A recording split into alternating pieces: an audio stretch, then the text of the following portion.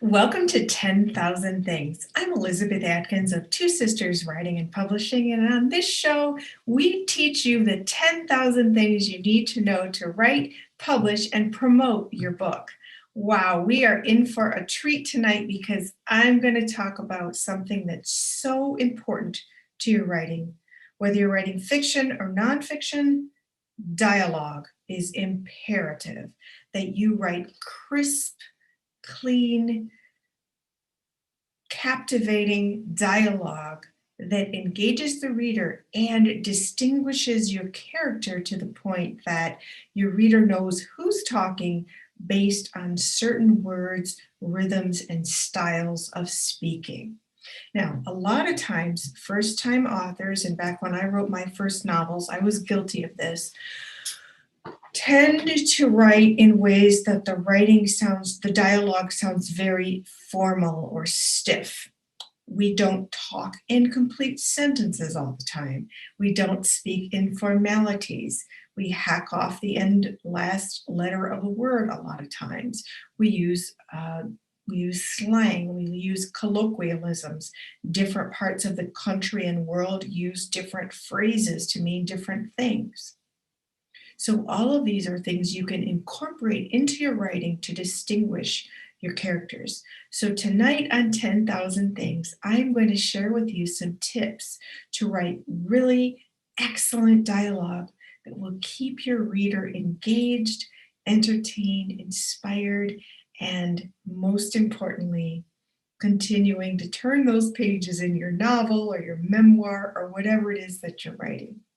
So number one way to write excellent dialogue is to listen and learn. In this day and age of cell phones, people are having loud conversations in public, sometimes divulging very personal information. And you get to listen, whether you're standing in line at the grocery store or at the airport or wherever you are. Yes, it's very annoying sometimes, but as a writer, you can take advantage of it and listen to hear the cadence, the rhythm, the words that they pepper to distinguish their way of speaking. So let's take some examples. Some people talk really, really fast, and that's just their regular way of talking. You have to listen really carefully because they're talking so fast. Some people speak really slowly, and you just want them to hurry up and finish. Other people speak in a really sort of high-pitched tone, and then you have to just keep, it's just very distinguished. You know it's them when they call you. You know that's their voice, and that's how they sound. Some people have more of a slow, sultry tone, and that's them. So when you're writing, you need to describe the sound of their voice, the cadence, the rhythm, and also include little phrases that we all use. So start listening to strangers.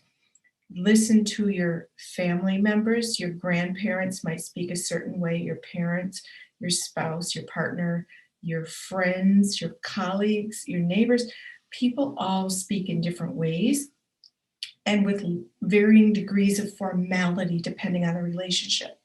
So your grandmother might say, "Oh, Lord, have mercy," as an exclamation point.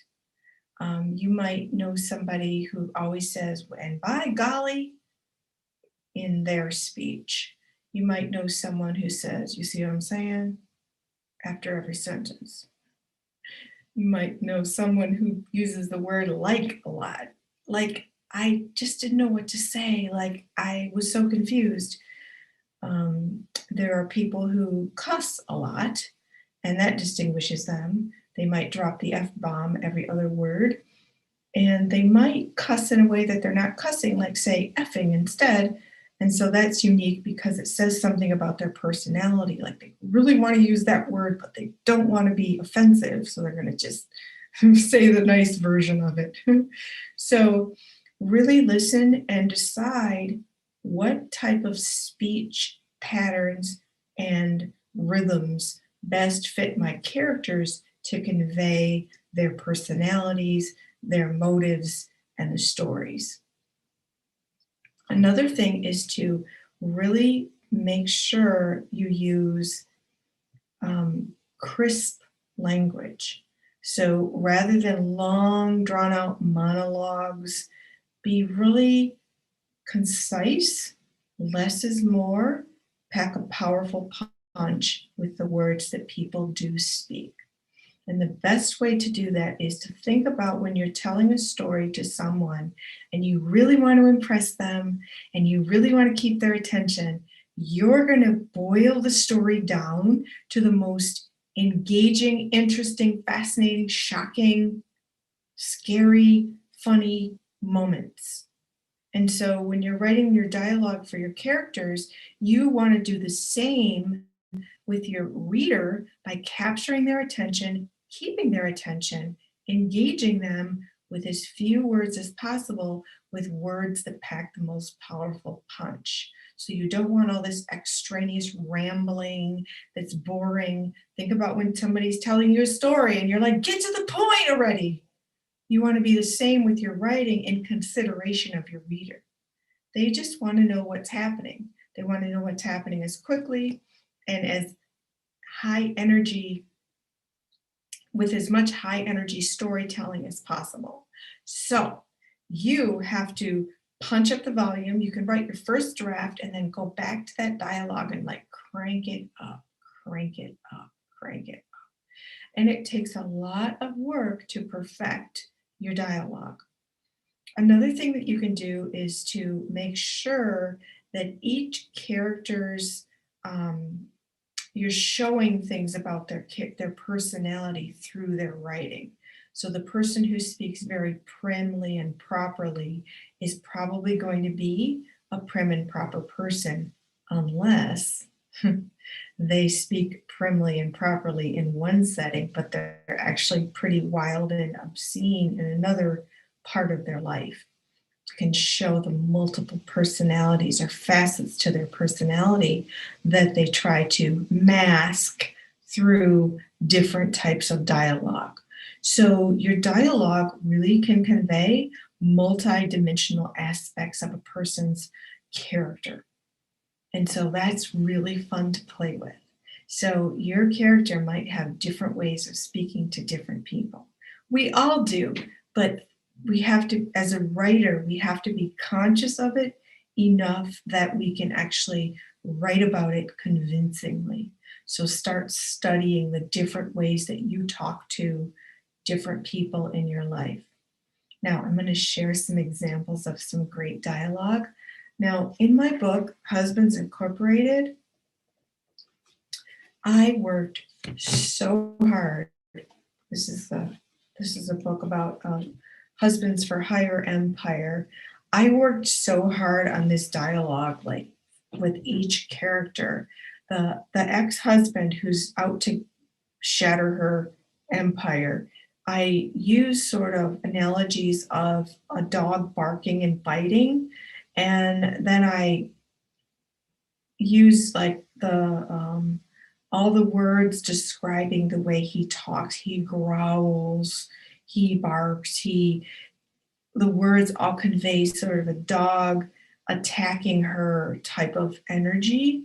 And then when she talks, she's very much a powerful woman, in charge, addressing the women. And here's another thing. When you use your dialogue, it can propel the story forward.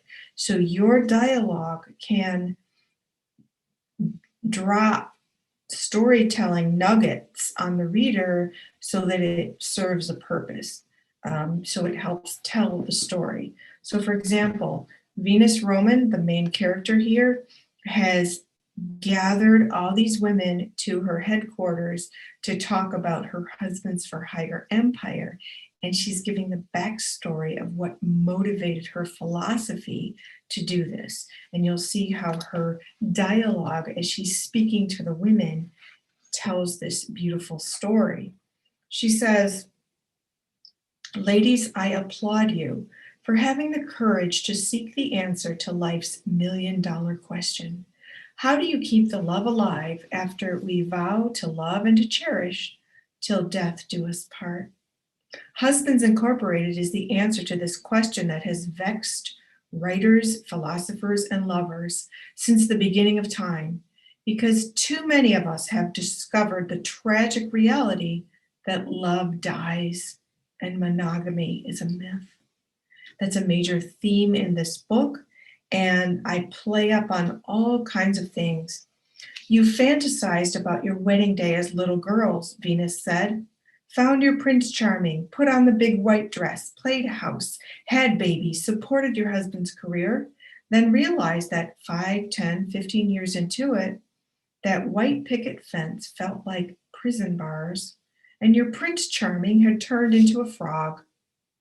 Then you realized you were locked in the castle tower with diapers and dishes and laundry, while Prince Charming was gallivanting off to conquer new damsels.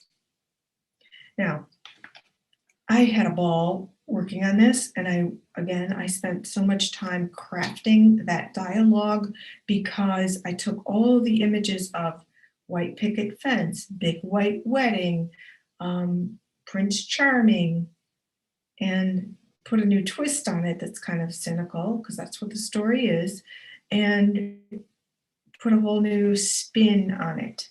And I just loved it. So that's one example of crisp storytelling dialogue that propels your story forward because it illustrates your characters' motives for what they're doing.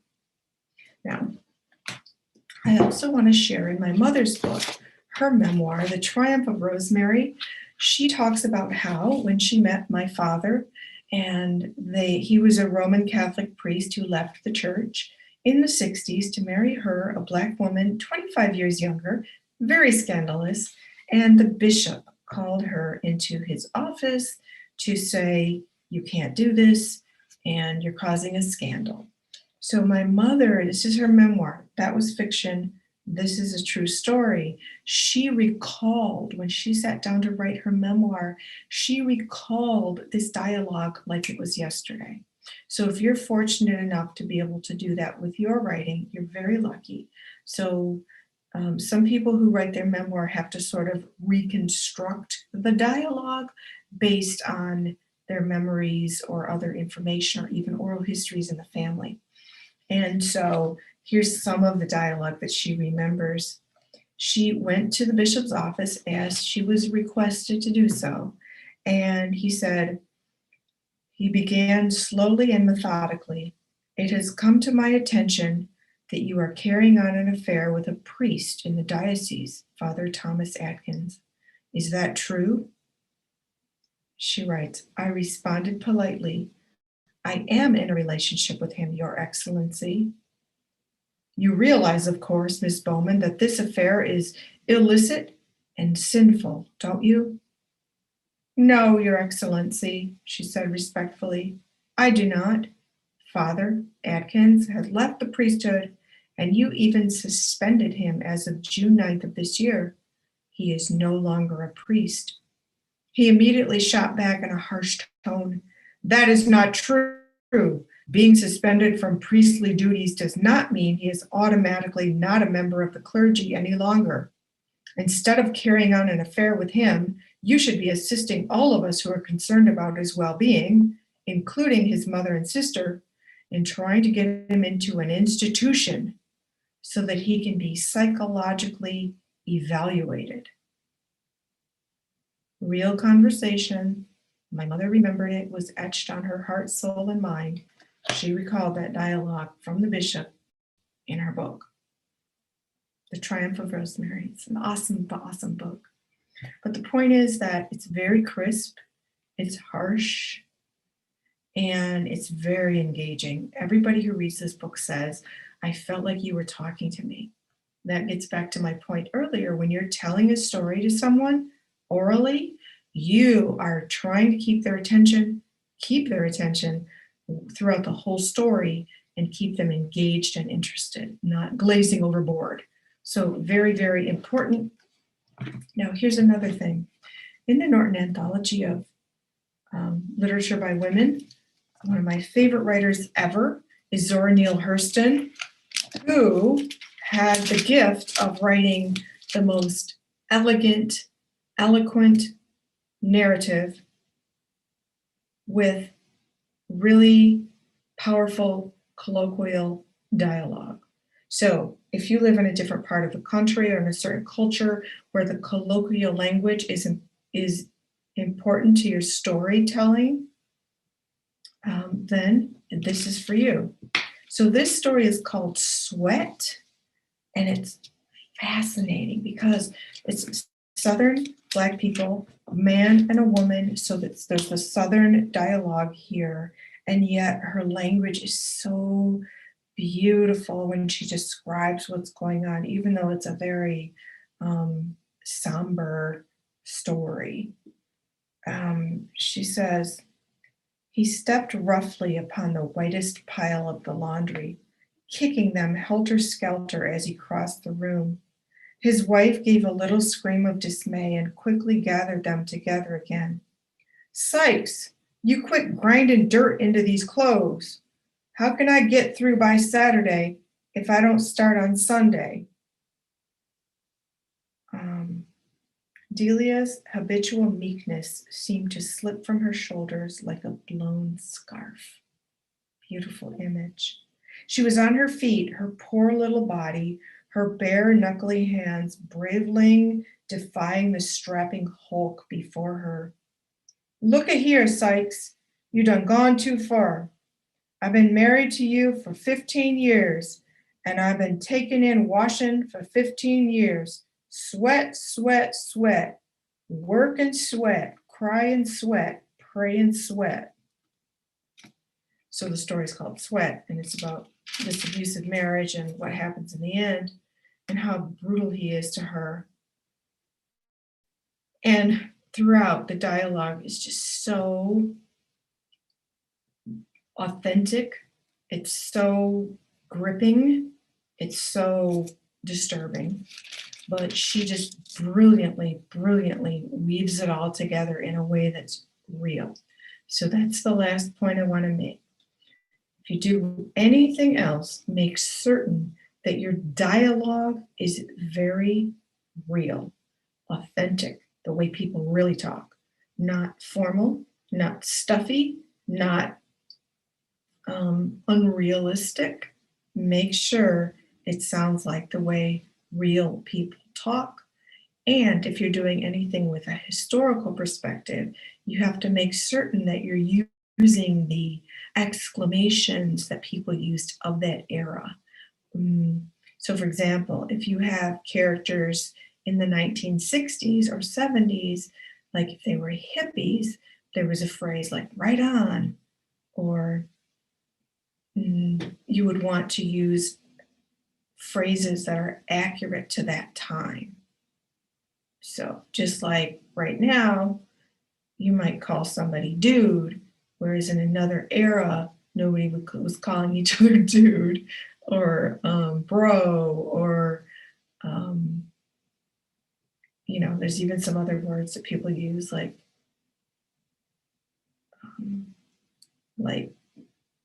just that are really fun. So think of whatever words you use, but make sure that they are accurate to the time period that you're writing in. So those are some tips that can help you write excellent dialogue. The number one thing is to make sure it's authentic. Remember that less is more, and you should pack a powerful punch with every word, every sentence. You can use your dialogue to help propel the story forward by giving some background about what your characters are experiencing. And remember, keep your reader's attention by using as few words as possible that have the most compelling and gripping, shocking, inspiring, emotionally engaging power possible. I'm Elizabeth Ann Atkins, and this is 10,000 Things You Need to Know to Write, Publish, and Promote Your Book. Please do like, share, subscribe, comment, and I wish you happy reading and happy writing. I'll see you next time.